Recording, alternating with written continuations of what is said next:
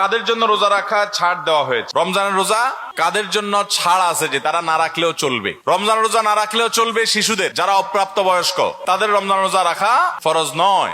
আর যারা অসুস্থ, মস্তিষ্কের দিক থেকে অসুস্থ, যারা আপনার তাদের মাথা ঠিক নেই, এরকম অসুস্থ মস্তিষ্কের মানুষ, আল্লাহ তাআলা তাদের আকল বা বিবেক লোপ করে ফেলেছেন, এরকম অসুস্থ কেউ আছেন, পাগল যাদেরকে আপনারা বলেন, তো এরকম হলে তাদের উপরে রমজান রোজা ফরজ নয়।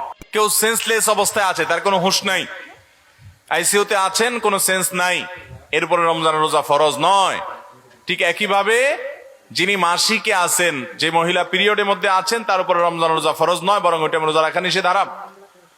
যে মা সন্তান প্রসব করেছেন, সন্তান প্রসব পরবর্তী ব্লিডিং হচ্ছে, ওই অবস্থাও তার জন্য রমজান রোজা রাখা ফরজ নয়, বরং ওই টাইমে রোজা রাখা নিষেধ।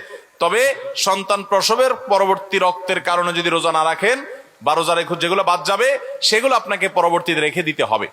ঠিক একইভাবে কেউ যদি সফরে থাকেন, সফরে তার জন্য কষ্টকর, তিনি রোজা রাখতে চাচ্ছেন না, তো সফরের রোজা ভাঙতে পারেন, কিন্তু সেই রোজাগুলো পরে আবার রেখে দিতে হবে পারে।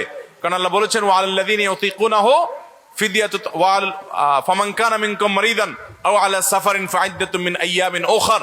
কেউ অসুস্থ থাকলে অথবা সফরে থাকলে, অসুস্থ বলতে এমন অসুস্থতা যে রোজা রাখার কোনো ক্ষমতা নাই, হালকা পাতলা একটু জ্বর হয়েছে, একটু পেট খারাপ হয়েছে আর রোজা ভেঙে ফেললেন, এটা না, যে রোজা রাখলে আপনার জীবন চলে যেতে পারে, এরকম হলে তখন রোজা না রেখে আপনি পরে রাখতে পারেন। তাহলে ছোট বাচ্চা, অসুস্থ মস্তিষ্কের মানুষ, সম্পূর্ণ সেন্সলেস, বা আপনার মাসিক ঋতুবর্তী অবস্থা নারী, সন্তান প্রসব পরবর্তী ব্লিডিং, সফরে আছেন, এরকম অবস্থা রোজা রাখাতে ছাড় আছে।